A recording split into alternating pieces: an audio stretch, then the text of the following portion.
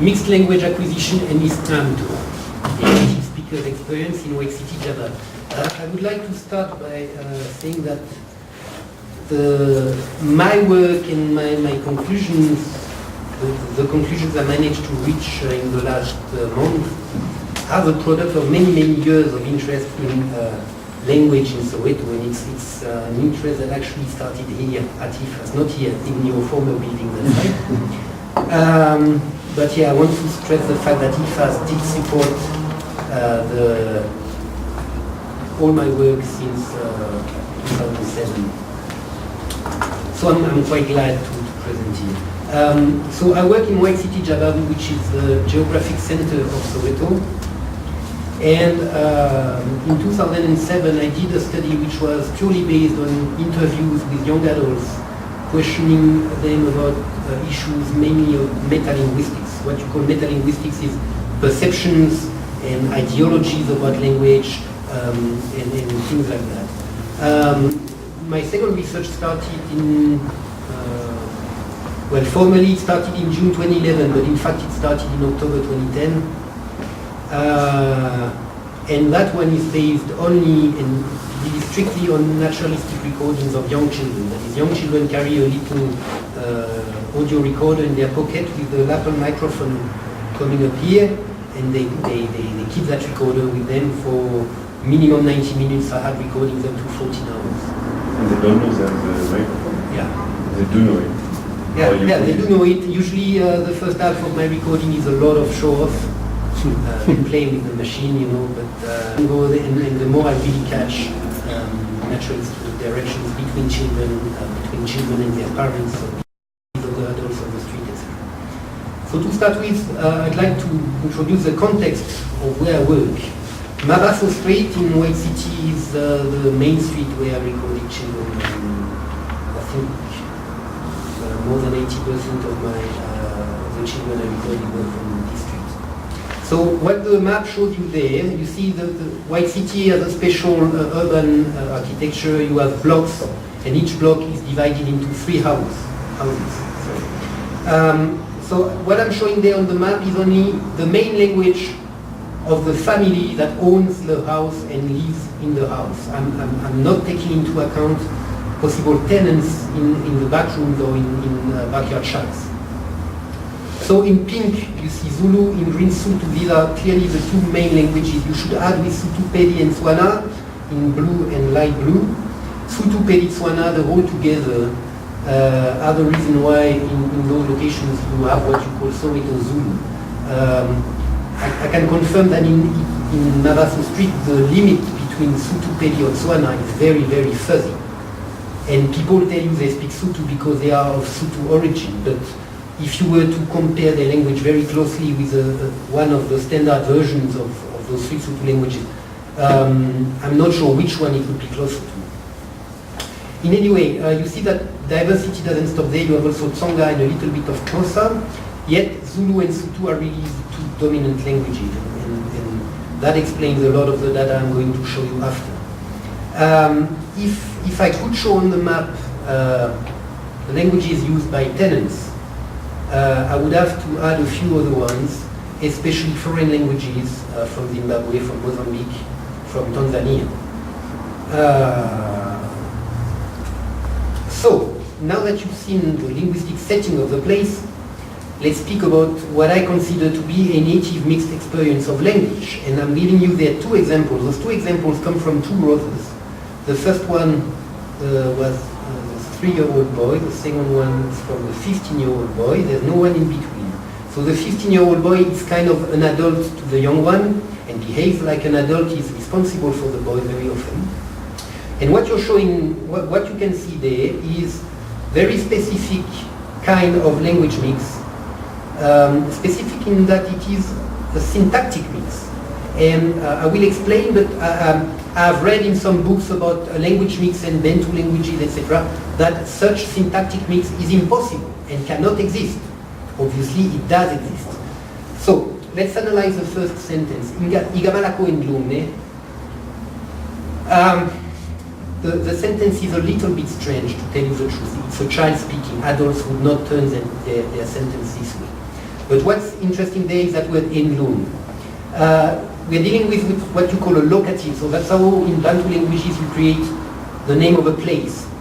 In all those languages you use a prefix and a suffix to create a locative. But what you see here in Ndlum is that the prefix and the suffix do not come from the same language. A is from Zulu, and that nga is from Sotho. Yet the nga is quite close to what you would use in Zulu, which here would be, so you see it under it. Sorry. Here you have standard Zulu, standard Sotho. So the any of Zulu and the nga in Sotho can sometimes be very close in Soweto. A lot of people are not native Zulu speakers. When they pronounce already, they tend to have a sound that is close to the Sotho sound. But here the little boy, it's very clear on the recording, he completely mixes the locative. That's not unusual in White City. Adults do it too. That little boy grew up speaking mainly Tswana or a mix of Tswana and Sotho at home, and Zulu as soon as he's outside home. Now he's 4 years old, he's been learning English for a year already. I consider that what you see there is a typical example of the kind of deep language mix that can occur only because of a deep mixed experience of language. Those children grow up hearing every day from their birth at least 2 languages, often more than that. So, in a word, the concept of one language is not very clear to them. And they do not know where the limit between those languages exists. And if they learn it later, they will learn it probably at school, from the age of 6. Before that, they are not really clear on it. The second sentence, Uzolo kuchenja gudemo ishayake kambasfeld. Here we're dealing with boys who are playing a video game. They are racing cars. And he's telling his friend that if he touches the steer too much, it doesn't go. And so anyway, no, actually it's the contrary. He tells, touch your steer more, control your car more often, and it will go better. The interesting thing there, as we saw, is that word gudemo. It is the more, which is what you would say in Sowetan English. In standard English, I'd say the more it's hot, the more I sweat. In Sowetan English, you say the more it's hot, it is the more I sweat. Okay, so already you differ from standard English. That form here in Zulu is adapted from Sowetan English, where gu is exactly equivalent to it. It's an impersonal pronoun in Zulu. It's the one you use to say, for instance, guyashisa, it's hot. And what you see there is that after gu, the word in Zulu syntax becomes an epithet, an adjective. I consider that structure to be neither Zulu nor English. I have never seen, I don't know Tabo if you, or Nomi if you can confirm that, but I have never seen in Zulu that impersonal gu followed by an adjective. You usually follow it with a verb. So that structure is neither English nor Zulu. It's somewhere in between. Now you understand that this kind of mix can occur only because of the experience of that multilingualism, which is a much stronger diversity than has been observed in most linguistic and sociolinguistic studies around the world. So now I would like, because my research topic is more specifically Iscamtho, which is something that has been analyzed before as some kind of a Sowetan slang. These are perceptions gathered in 2007 from 3 males in their late 20s. So Iscamtho, it's a language that comes from when we combine the languages to make maybe a simple one. And actually you use all the languages you will find. Here you can find Sotho, Zulu, Spedis, Vendas, different people. So you try to find the shortcuts to understand each other. And something happens like that. He takes something and takes it on that side.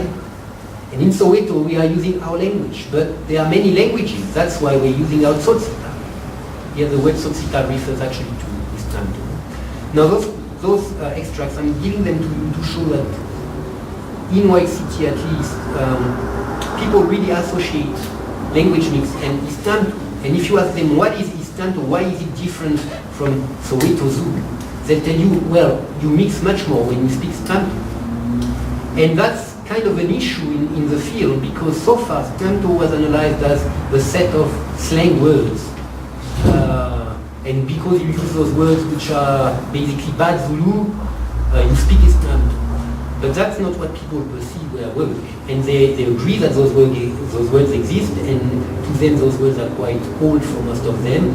So they might invent new ones, and it happens all the time. But basically it's about an attitude, and it's about mixing. Now, that so far, language mixing in Iscamtho has been analyzed according to what we refer to as code switching. So the word code switching involves the idea that people would consciously pick up from different sources and mix together. I do not buy that. And I do not buy that because people in Soweto, most of the time when they mix, they don't feel like making an effort of mixing. They just pick what they hear all the time. And the result of 80 years of multilingualism in Soweto is a phenomenon which I have termed multivalency. I didn't completely create the word. I stole it from another researcher called Catherine Woodard, who in 1998 spoke of bivalency. She was studying the relationship between Catalan and Castilian in Barcelona.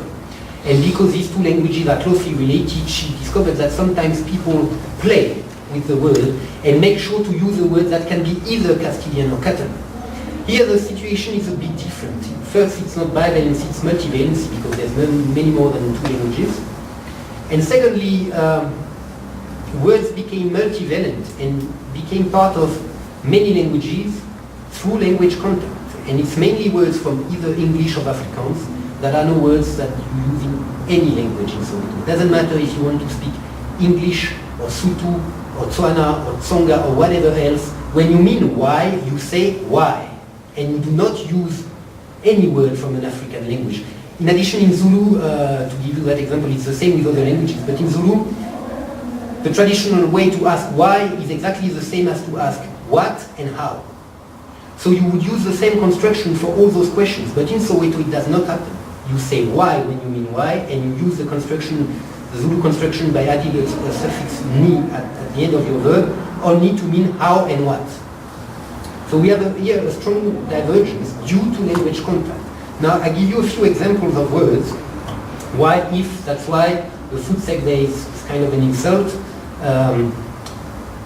Those words, it's only a little taste. I could have given you a list of 40 words. You cannot classify them. When you grow up in Soweto, your experience is that those words belong to all languages, and you cannot put them in a box or another.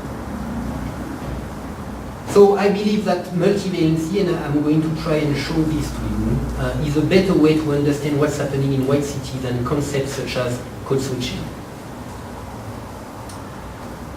Those three examples there detail a light use of words which should be considered informal township slang words, or have been words that have been considered this way in the past.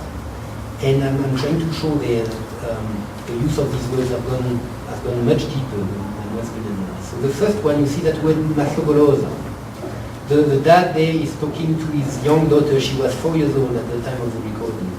The problem is that the word mahlogoloza might be used to refer to sexual intercourse. So you would not expect a dad to call his young daughter this way. But originally, mahlogoloza in Zulu refers to something that stings, something that also, I don't know, maybe annoys you. So I believe that's where the use of the word comes from in that situation. The second example, it's actually the same little girl speaking to her grandmother. So please open the door for me. And the grandmother goes, nix. We never open for you. That word nix comes from Afrikaans. I misspelled it. There's no C in nix. And it has been used in the townships through Tsotsital from probably the 1930s. And in Soweto it has become one of those multivalent words which it's an adverb of negation. You strengthen your negation by adding nix behind your verb which is already in a negative form. So it really strengthens or maybe it brings a certain regularity to your negation. It's not that you don't do it now, it's that you never do it. The last example, Yasan Bonani Taima. That's quite a common word, and Taima derived from English old-timer. That's a word that's probably about 80 years old. And I'm just showing you there that a child in White City calls his dad Taima, while in other settings, including in some parts of Soweto, you might speak of your dad by calling him Taima with your friends, but if you address him this way, he might get cross, because that is very informal. But in White City, that's how you do, and everybody calls his dad this way. And you call your grandmother Magreza, which is also Iscamtho, and which is also a problem in other contexts. They could tell you it's not respectful, but here we don't have that problem. What that shows you is that Iscamtho has been around for so long that many items that could have been considered improper have just become everyday language for everyone, from the grandmother to the child. Now, unfortunately, I do not have a lot of data to illustrate what I'm going to say. But out of that bit of data I got and my experience, I can really develop my concept of multivalency. And I will show you how multivalency is a strategy and a mechanism to produce mixed language. So what happened is that after 100 years of heavy multilingualism in Soweto, words have diffused in all languages and words from different languages. Especially you have a lot of informal Sutu kind of words from Iscamtho, Zulu kind of words that are used in all other languages in Soweto, because Iscamtho is mainly in Zulu, but you might adapt it to whatever language you speak. The result of those words is that speech sounds the same, no matter what language you speak. So one person will speak Zulu, the other will speak Tswana, but they will use those words that will give a common flavor to the language. And since they understand each other, that flavor creates a shared identity. You know the person you talk to is from the same location, or at least from Soweto too. You cannot mistake, because it sounds Soweto. And not only does it create a common identity, but it creates linguistic bridges.